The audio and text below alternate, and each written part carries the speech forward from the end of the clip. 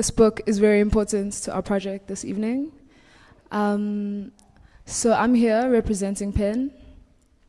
They're a not-for-profit organization that advocates and fights for freedom of expression. So a lot of our work revolves around that. Obviously, it's an organization that also advocates for writers, bloggers, journalists, poets, essayists.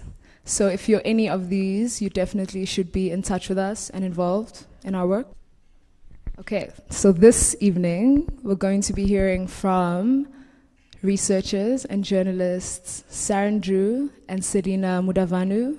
They're going to join me up here in a second. Saran will be speaking first on the returning to the Black dissemination of knowledge. We will then break for a minute, then resume with Selina, who will be sharing her research entitled Comrades, Students, Baboons, and Criminals, an analysis of the discursive construction of the hashtag RMF and FMF movements at UCT on Facebook. I'll then open this floor for discussion. We will then share critical thoughts, ideas, contributions, and reflections. What I would like to emphasize is that this is a safe space. Consider me the executor of that safe space. We, according to the Constitution of this country, have a right to express our ideas freely, but we have an equal obligation not to be hateful or offensive. So please consider this in our discussion this evening. If I find anybody partaking in any of these aforementioned behaviors, we will stop you and we'll move on to the next speaker. Let us proceed. Okay, everybody, this is Saran Drew. I'm going to let her introduce herself. Okay, that's my name. Just so you know a bit about my work background, because that's how everybody introduces themselves in Johannesburg. It's like, what do you do? Who do you work for? Who do you know? Etc. So I went to the University of Cape Town, where I studied a triple major BA in International Relations, Film, and in Media and Writing, and also at the University of California in Irvine. I finished my honors degree at UKZN, also in Media and Culture. The people that I've written for, worked for, produced content for in the form of photography, writing, or journalism has been Cosmopolitan Magazine, Condé Nast, Glamour Magazine, ENCA, The Mercury Independent, and other publications. But the reason that I'm here today is to tell you about my experience as a young Black person going into this career of journalism, being disillusioned by what it meant to be a journalist and what it meant to really speak and advocate for your own community. My journey started at Glamour Magazine. And yeah, it was very interesting. I found myself there as a fashion intern of all things, just because they needed. And this was literally something that was said to me, a black face, a couple of black faces in the company, because the majority of the women working there were white women. And there'd been a lot of studies at UCT going on about the presence of Black identity structures in different publications in South Africa after apartheid. So that was kind of their initiative to kind of get us in the door. While I was there, I was very interested. I wasn't a very fashionable person. I was a journalist and into politics, but I partook.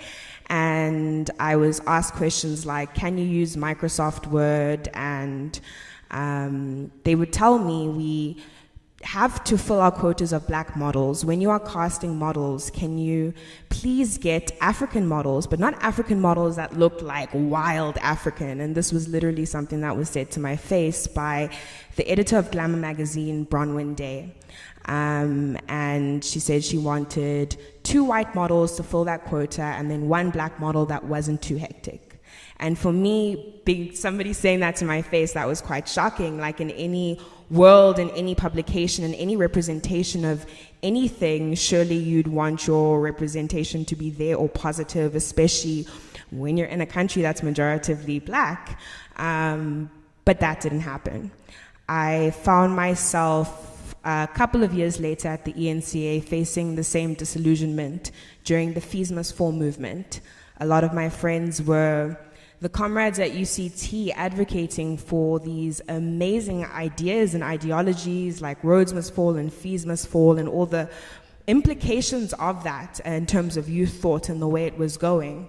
And I found myself in a traditional media institution like the ENCA wanting to write articles about Ebo and Mbali saying, finally our students are talking about black power and black consciousness. And the reaction that I got was, can somebody please call Saren into the office? I sat in the office with the editor and she said, what is this word that you're using in the publication? I said, no, that word is black power. And she asked me, no, but where did you find this word? Who said black power? We don't see any quotes where any of the leaders say black power. And then I showed her the image of the students holding up a banner saying black power. And she says, no, we can't actually put that on our ENCA online write-up.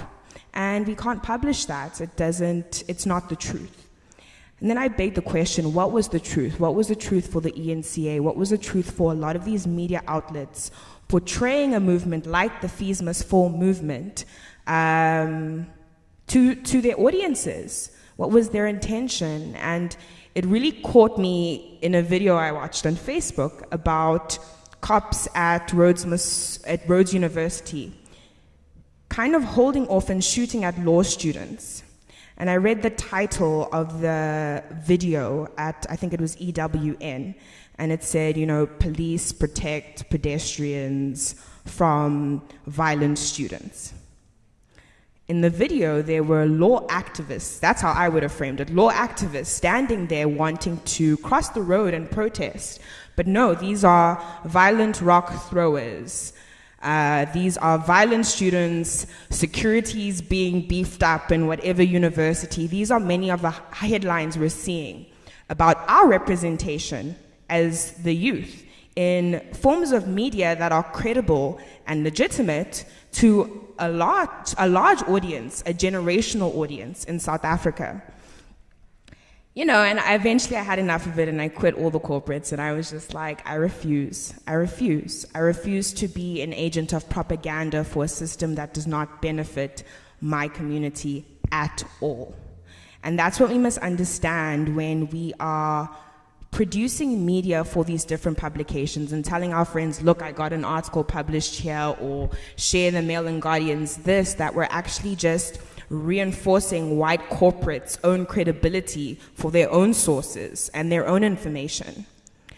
So I want to have a conversation about change because everybody's been crying about the media and bad representation, etc., etc. But how do we actually bring about change and strategize change for a movement like Fees Must Fall, for a movement like Roads Must Fall, for a movement like Black Lives Matter in the States, which is all saying the same thing. We are sick of institutional repression. We are black people majoritively that are suffering under these systems that do not benefit us, and we want to bring about change. We want to bring about change in the healthcare systems. We want to bring about change in systems of the economy that are failing, capitalism that's failing, patriarchy that's failing, this hegemony of America standing over us, controlling a lot of the media that's happening in the world, legitimizing a lot of the media that's happening in the world, but doing terrible things under this guise. When are we going to take control of this medium is the question that I'm posing kind of to the audience. When are we actually going to start doing it and say, okay, this is the plan, now we're doing it?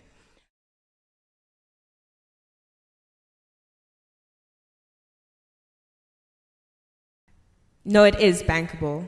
It is bankable, but the thing is, we, as black middle class, have to focus on putting our funds into the lower class at the moment in order to drive that economy. And it really is as simple as, we have black media. This black media is credible now, right? Because we've created the attractiveness for it. We have the Rabane sisters on it. It looks great. People buy into it. And we have a huge audience. Let's just say 50 million followers on this. And now on this 50 million follower page, we are advertising 10 to maybe 50 different shops around Maboneng, Soweto, Alexander, anywhere. And we're advertising them, and we're using a graphic designer, the same graphic designer that's been used for our beautiful editorials that went to AFTA or whatever. We're using them to now brand this business. This business is getting branded. People are now buying more at Big Time, their 16 Rand chicken. People are now buying more at this different company. And that money is going back in. So there's your cycle of the economy that's needed to fund this. What hasn't been done is black resources, black businesses haven't been made attractive enough for audiences to en masse go and buy in them, like ShopRite and Pick and Pay, etc. And that is the duty of different industries to be ready when the media is also ready. So we're all getting ready right now, because also other industries are getting ready. There's black enterprises creating cell phones, creating supermarkets, etc., where we're able to just cycle through our own resources.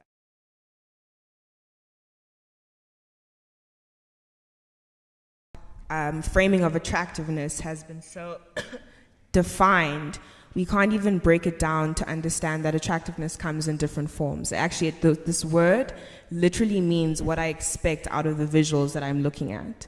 And for me, it's like we are not trying to find a new standard of attractiveness. In fact, there should never be a standard of beauty or attractiveness. What we're trying to do is say that this specific people, this look, this culture, this taste, this flavor, whatever it is, this is attractive. People want to buy into it because we are presenting ourselves simply as we are, authentically, and that is enough. Authenticity is enough. Brilliant. Yeah.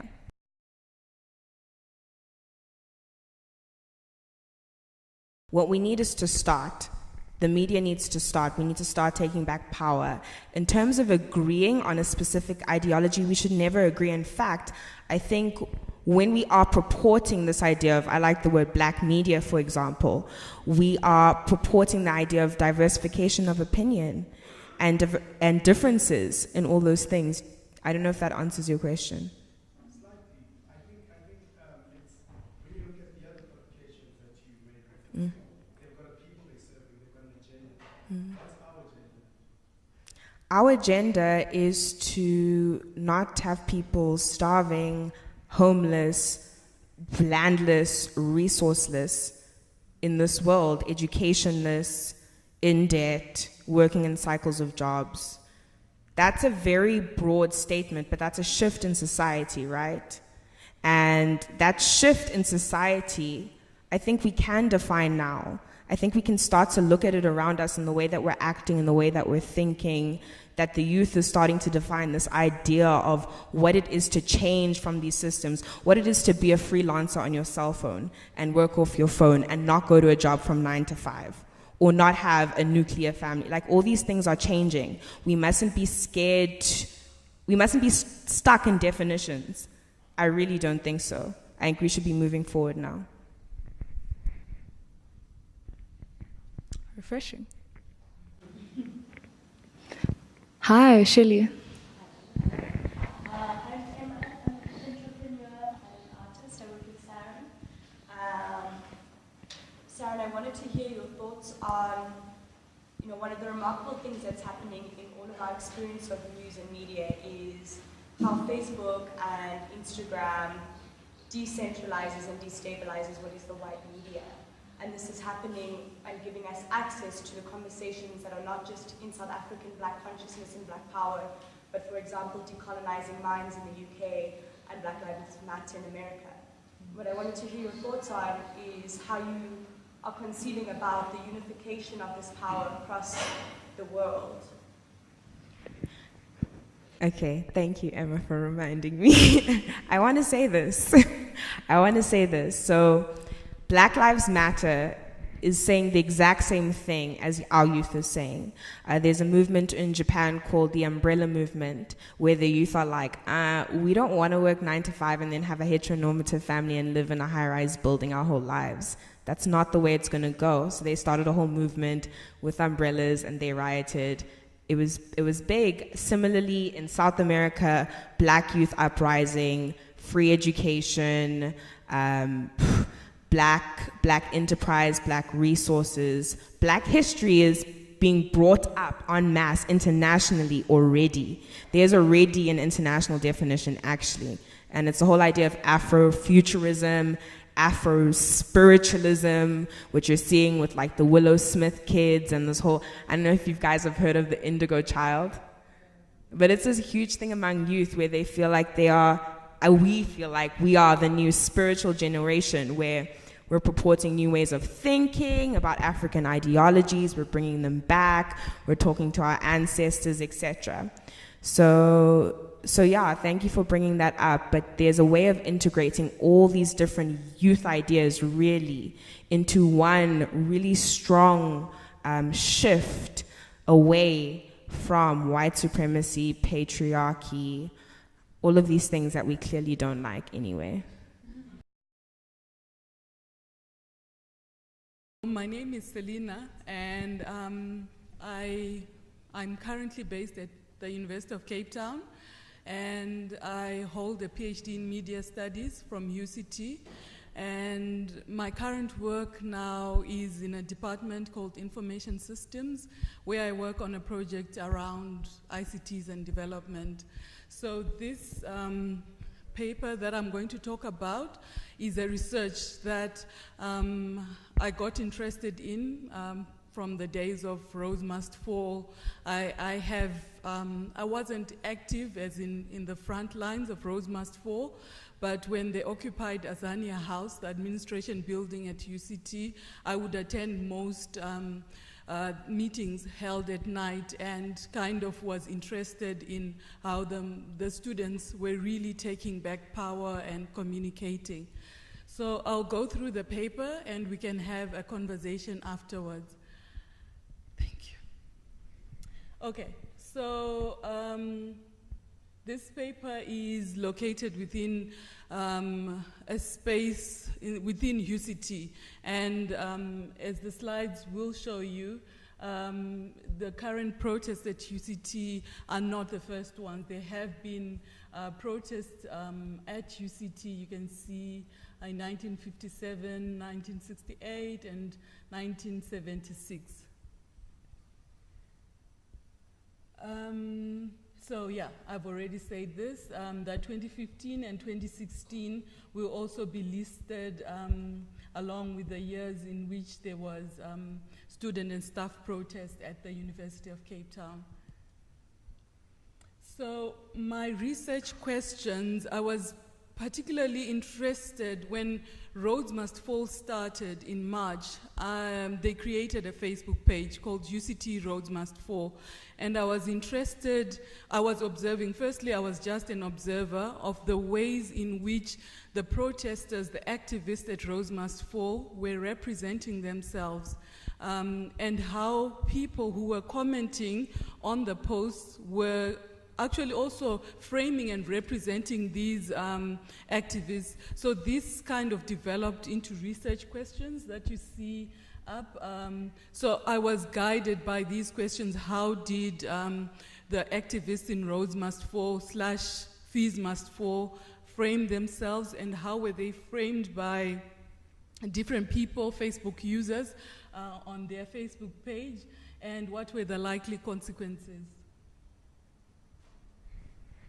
So, as an academic research, I don't mean to bore you and get into detail about the conceptual framework. So in terms of literature, also not to get into too much detail around this, the bulk of the material that you find at the moment on Roads Must Fall, Fees Must Fall, Shackville. Shackville, I'll speak a little bit about. It was also a protest at UCT. It's mainly mainstream media reports, press releases, opinion pieces, and social media posts, which is fine. I mean, it has its place, but what I find conspicuously absent is empirical research around Roads Must Fall, Fees Must Fall, and Shackville. So I'm seeing this piece of work as kind of building or starting to build a body of knowledge around these particular protests. But there have been other protests which other people have written,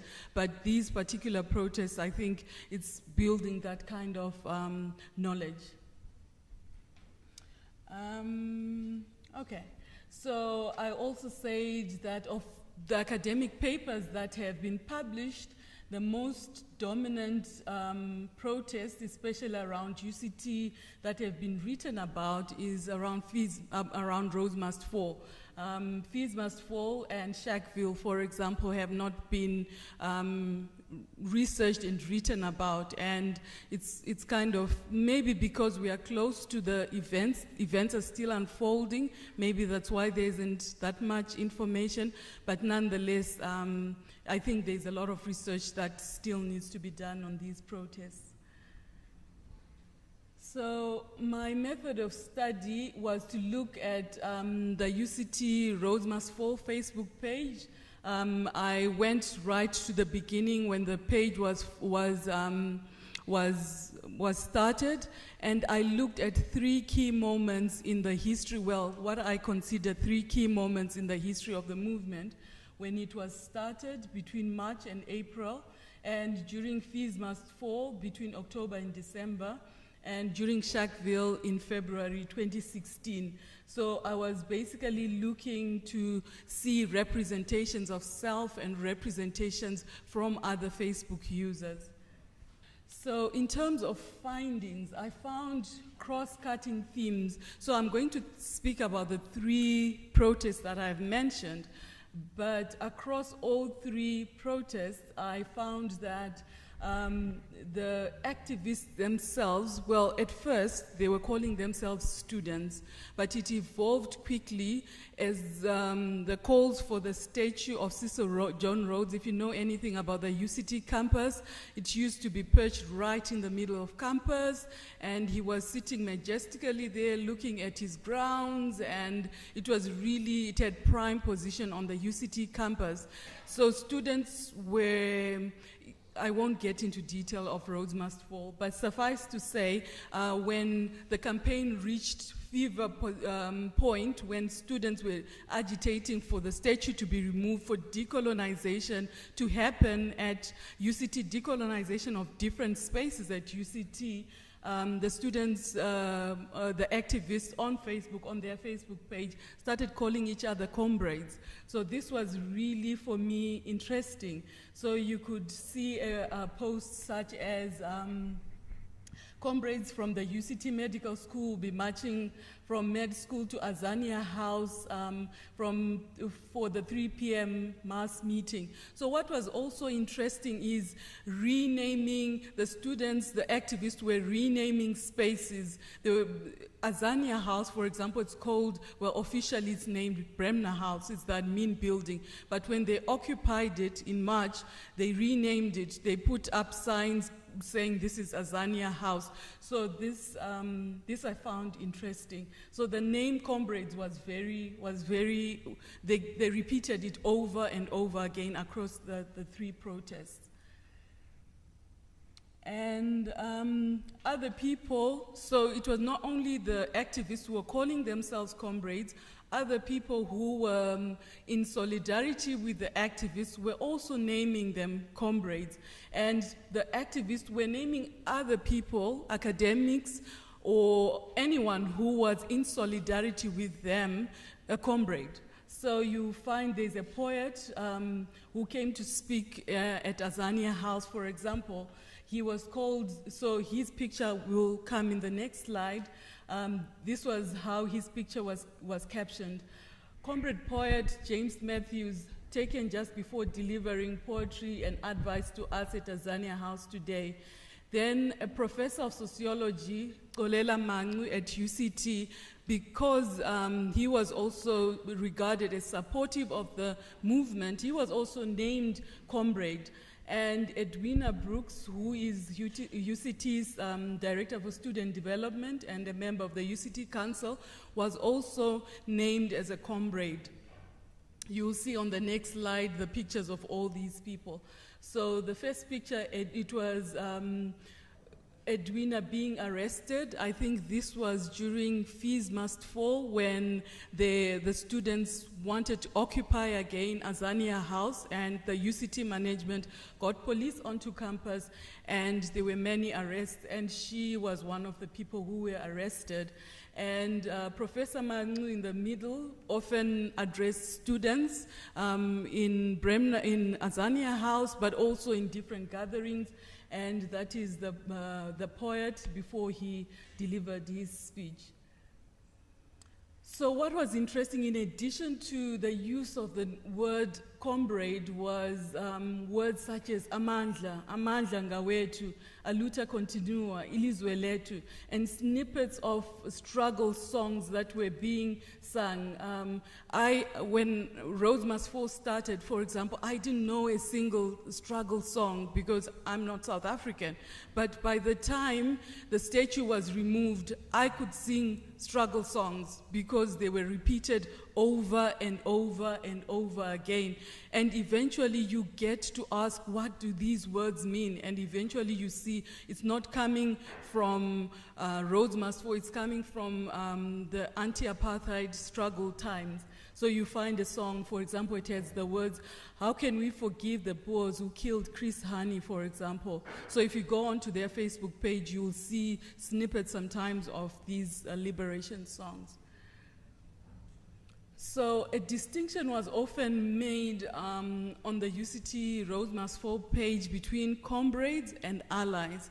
So comrades were mainly black students, so there wasn't much differentiation if you were black South African or black from the continent, or if you were black, you were a comrade. I think that was it. And if you were an ally, you might not be black, but you identify and you support and you're in solidarity with the cause. You were called an ally, looking at the posts that were on the Facebook page. And what was interesting for me is, while comrade seemed to be a word that was representing a homogeneous group of people, far from it.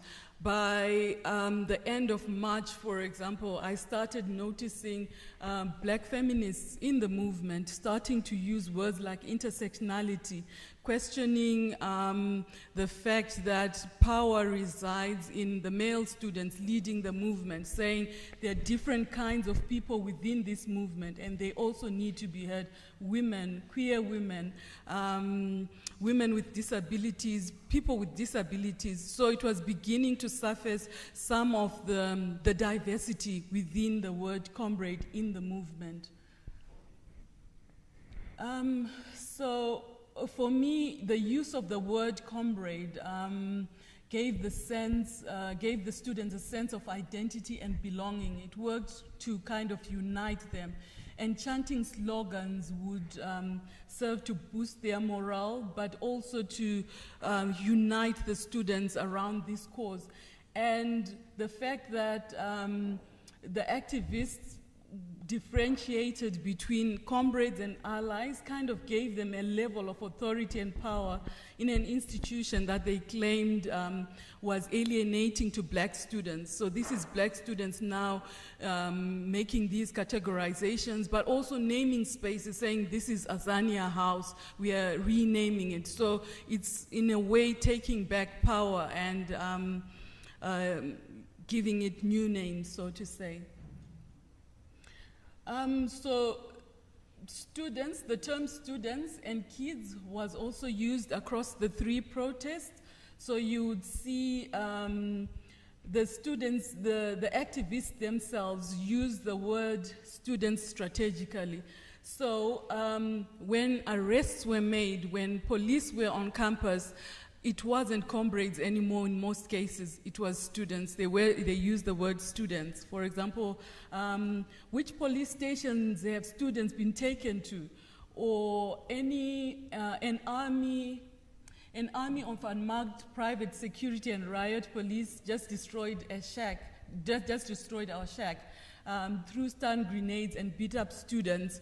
So when there was force from the police or police were on campus, the word students, they use the word students. And this picture of a student being arrested and being thrown into a police car, it was captioned this way: tomorrow we call on all comrades to support 23 students. Instead, they could have said support 23 comrades, but they specifically chose, I think, to use students in a very interesting way, in a very clever way. You can move on, please. So the use of students for me is quite significant because especially in South Africa, you remember June 16 when the police fired at protesting students. So when there's an interaction with police, they would use students are being harassed, so it's a kind of a tactic to gain sympathy from the public. I don't know if it was deliberate, but this is my assessment. It would be interesting to actually ask the activists if this was strategic for them, but this is what I thought looking at their Facebook page. The other word that was used by detractors mainly across the three protests is the term kids. So you'd see something like, these kids should be tied to a pole and whipped, ignorant pricks. Or don't you kids have to study? So the detractors kept on using the word kids for a specific reason. So the term kids was patronizing, but also it belittled the intellectual abilities of the activists. It assumed they needed adults to help them reason out and to knock sense to them. It was belittling them. They needed somebody. But also the word kids, infantilizing young adults, reminded me a lot of terms such as garden boy and house girl that were used in most African countries during colonial times. And some people still use those disturbing terms. So it was used specifically to belittle and to delegitimize you and to say you need adults basically to help you think.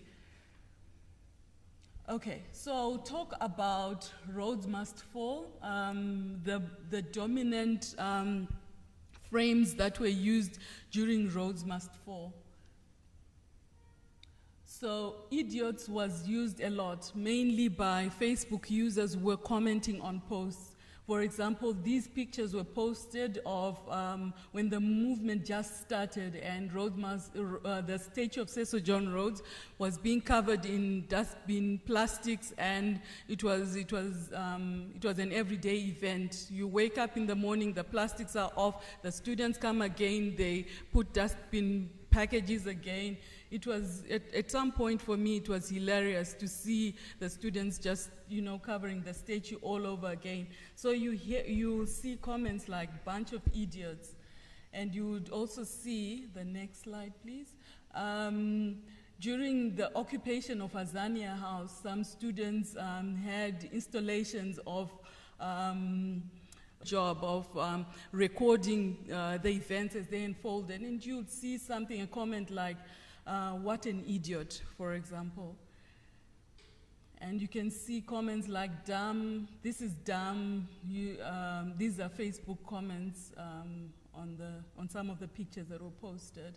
And you would often see Facebook users asking the protesters to direct their attention and energies to something quote and unquote productive, like going to and protesting outside Nkandla or going to parliament. There was no shortage of advice of what to do.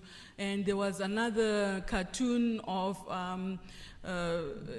protesters running after statues, yet on the side there's corruption and a list of other things. And the Facebook users were saying, "You're idiots. Why do you care about a dead man's statue while there are issues to deal with?" And another term that Facebook users used is terms, well, baboons, monkeys, and beasts. So you have Facebook users posting something like this, monkeys everywhere, or something like this. This is the new statue to be erected at UCT, all in agreement.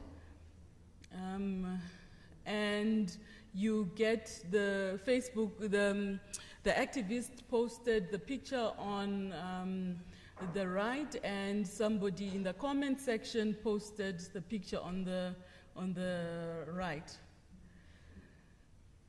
And Jacob Zuma, poor him, he was also dragged into this, and he was likened to a baboon. And they were also called barbarians by Facebook users during Roads Must Fall. For example, a Facebook user wrote, "You would never think university-educated people would behave like barbarians." And somebody also said, "Isn't throwing poo at a statue just enforcing Cecil Rhodes' viewpoint on Africans? Not very clever. I'm sure half the people that read the Washington Post simply sighed and mumbled, 'Savages.'" You can move on, please. So the idea of calling black protesters and even black people as barbarians, as savages, as monkeys, is not new. As everyone in the room might probably know, it is the bedrock of most colonial narratives. Mannering, for example, says black bodies were often portrayed as savage and oversexed, and they were often juxtaposed with white bodies who were considered civilized and controlled. And so this binary logic in colonial times justified why colonialization had to happen. So these savages needed somebody who was much more superior to actually, handle them and keep them in their place. So not only is it rehearsing the same colonial racist stereotypes that are problematic, it also strips these activists of their humanity and justifies any form of violence that might be unleashed against them by the police. Besides, they are savages. If they are protesting and police beat them, they are savages. They need to be put in their place. So during Roads Must Fall, it was interesting that there was a sizable number of Facebook users who named these protesters racist. For example, somebody wrote, "I'm honestly saddened by these racist people and their disgusting backward beliefs." Somebody wrote, "Wow, you guys are more racist than those in apartheid." So again, labeling these protesters racist worked to discredit and delegitimize the movement. And in a context like South Africa, where it is marred by a racist past, turning the tables actually was meant to work in favor for the people who are calling the students racist.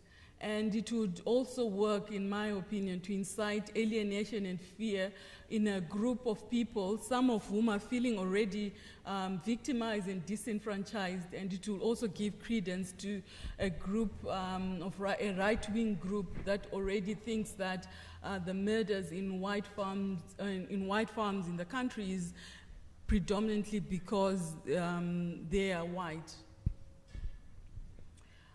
So moving on to Fees Must Fall, this was really interesting. So all these derogatory, racist terms that were used during Roads Must Fall, all of a sudden seemed to disappear.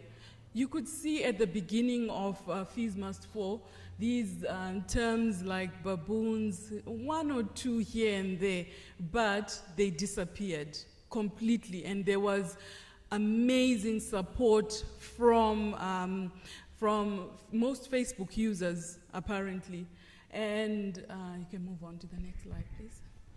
So there were traces, but they were really insignificant. So there was a lot of support and a lot of encouragement for the protesters to go to Parliament, to go to Blades Nzimande, to go to Jacob Zuma, to demand free education. And for me, this was not surprising, because it just said to me the foot soldiers of white supremacy that was feeling threatened during Rose Must Fall were not feeling threatened now, because the attack is not directed at them, but directed at government, at your black government. So that was another interesting term. Your president, your government, you voted them. So they were quite happy to support Fees Must Fall. And so I would hardly come across the racist slurs that characterized Rose Must Fall. Moving to the Sharkville protest, the last protest. So this happened in February this year. So the students, the Rose Must Fall, Fees Must Fall students, built a shack in University Avenue. So if you know the UCT campus, this is a road, it's blocking a road basically, so cars won't come out of the university. So they camped there and they slept there. It was in relation to accommodation issues, and they were saying most black students find it difficult to get accommodation, and if they don't get accommodation, they don't have money to pay for private lodgings around the university. So it was a protest around accommodation, and eventually it turned into burning of pictures that were in halls of residences that were around University Avenue, and burning of a car at UCT, and burning of a Jamie shuttle, a UCT shuttle, and the police coming and destroying the shack. So it was actually the other way around. The police came, destroyed the shack. There was a lot of confrontation. Then the burning happened, but maybe the burning of the pictures happened first. Anyway, that was Sharkville. We can move on to the next slide. So the dominant frame during this time was criminals and thugs. So someone would write, government must deploy the army, stupid criminals disguised as students. Another one wrote, the majority of UCT students who want peaceful transformation need to stand up against this group of criminals who burn and loot. So a bunch of criminal thugs, for example, another Facebook user said. So similar to the frames discussed above, calling these students thugs and criminals and all of that is also not new. If you, there's a quotation you'll see on the next slide where Bird and Gada write in the context of apartheid South Africa that protesters and activists were largely framed as criminals and thugs. But this is also the debate that has gone on around Sharkville in particular, and we can discuss this during question and answer time. The students, I don't know if it's the students who burnt the Jamie shuttle. Maybe there is evidence, maybe there isn't. I'm not sure. But nonetheless, what is sure is Facebook users were pretty clear, even in minutes of the Jamie being burnt, they quickly named the Rose Must Fall students as responsible. But also, there have been conspiracy theories. All I'm saying is there's a huge debate around burning or not burning, and other people read the burning as a metaphor for, okay, you are crying that paintings were burnt, but our lives as black students have been burning for a very long time. So yeah, we can have a conversation around that. And that same discussion I saw emerging again on social media after the burning of the library, well, part of the library at UKZN last month. So we can have a conversation about that. So I've already mentioned this, that calling activist thugs is something that is not new at all. It has happened in the past. So in conclusion, the frames that were used were not unique to these three protests. They had been used before during apartheid times, and the activists, for example, used them, appropriated some of the terms and some of the slogans and some of the songs that were being sung against the apartheid administration. And you find frames such as baboons, savages have also been used, and all these working to delegitimize the movement. And during Sharkville, again, use of the terms thugs, and so it's again working to delegitimize the movement. I think there's one more slide. So, so the myth that South Africa is a rainbow nation that is unified has imploded, basically, terribly on Facebook, with fees must fall, roads must fall. Those undercover racists that were in the, we are one, they came to the forefront, and so it means South Africa is really a deeply troubled space. And something needs to happen, I don't know what, but nonetheless, so that was the research.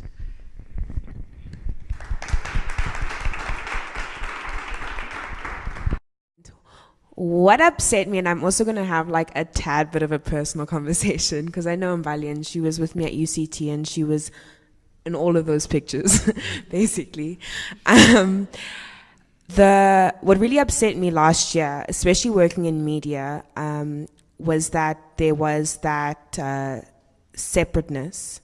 And it first was about roads must fall and fees must fall, and then how are we going to communicate between UCT and Wits University and UP about one ideology to present to government.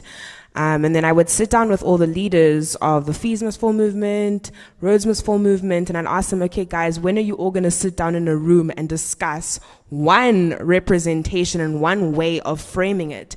And people wanted to avoid that conversation. And that's what upset me about the Fees Must Fall / Roads Must Fall movement and the students that are organizing it. And now kind of every political party's jumped on the bandwagon, and the EFF is there, and everybody's around saying whatever they can attach to that's going to get picked up in traditional media realms. That is why I say we cannot trust these traditional media realms. We can't rely on them to frame us anymore at all. Can I just also say, so I remember, and this is just a follow-up comment on what you just said, when the protest of Pretoria happened, that went very much awry. One of the things that my mom said when I got back from Pretoria was, this is the problem with student movements. They don't have the experience of understanding how you mobilize in the same way that the unions do. When the unions organize a march of 50 to 100,000 people, they have wardens, they have everything planned out in a way that students don't. And I think a lot of the representation stuff is getting people like the unions to buy into this so that they could then lend their expertise, because realistically, they've been doing it for 100 years. So I think the nature of trade unions and student movements is a bit different. Like the students are coming into university and then they leave. The same faces, the faces we saw last year are not the same faces that we see on TV now. And that's because a lot of students come and leave.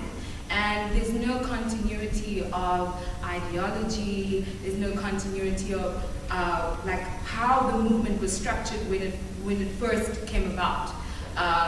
like it was a structure once upon a time. But there's no sharing of information about how we did this, why we did this, how this started. And so a student will come in first year and they believe in the cause. The cause is just, but they just don't know how to organize because there's no continuity. I think there has been a lot of organizing that stems from a disillusionment with democracy. If you look at the service delivery protest, for example, that has been happening for years. It's people saying, guess what, we've been sold dreams, and we want the real thing now. And students is the same thing. They're also saying, you know what, guys, 20 years later, we are still where we are. And workers also saying the same thing. So what I'm seeing is a similarity in terms of struggles, like the idea that, we are not really free in South Africa. Black people still there, material realities, most of them have not changed. Yes, a few have become richer, a few are driving big cars, but the majority of us have not. So how then do you speak with one voice at the same time and say to government, you know what, guys, no, and not wait for elections to say so if there's a service delivery protest, for example, happening in Gugulethu in Cape Town, will students join and say, although we are at this elite institution, we hear you, we see you, and this is your struggle is our struggle. So I think there's need for, I don't know how this happens practically, but a realization that we are fighting the same beast, but from different angles. There's a Facebook group at UCT called White Privilege Project. And I found this very fascinating because it was a group of white students who interrogated their own positionality and their own privilege, actually, and realized, you know what, my skin accrues to me unearned privilege. I can walk in a supermarket for 20 hours, for example, touching this, putting it there, and the security guard doesn't need to follow you. But for me, if I spend 2 minutes, I move from this aisle to the next and come back, then 2 security guards are kind of, are you looking for something? So I think that movement, I don't know where it is now, but when it started, it was really cool because it is realizing, white students, realizing, guess what, guys? We do have privilege, and it's our job, yes, for us to show our allyship to Rose Must Fall, is to begin a conversation sometimes with our own people. And they held a conversation one lunchtime, which I attended, and it was really cool. Then the leaders said, we are going to have this conversation, and we need to be honest as white people. It was packed, and one person from Rose Must Fall said, can black people in this space keep quiet, please? Because this conversation needs to happen, because you've been talking since Rose Must Fall started, and there seems to be no communication going through. Maybe there needs to be and I sat there and started hearing one speaker after another educating fellow white people what it means to be an ally, what it means when you come into Azania House, for example. Do you take the lead, or do you stand at the back? Do you stand in the middle? What spaces do you access as a white person that I will never be able to access as a black person? For example, if you're having wine with friends and there are racist comments that are being said there, maybe these comments would never be said in front of me. What is your role? So they were engaging in those kinds of conversations, and I found it very helpful and very useful. And I said, yeah, this is what it means to be an ally and to come alongside a movement and realize your privilege and engage with it in a constructive way, and not to feel that you need to sit in a corner and keep quiet.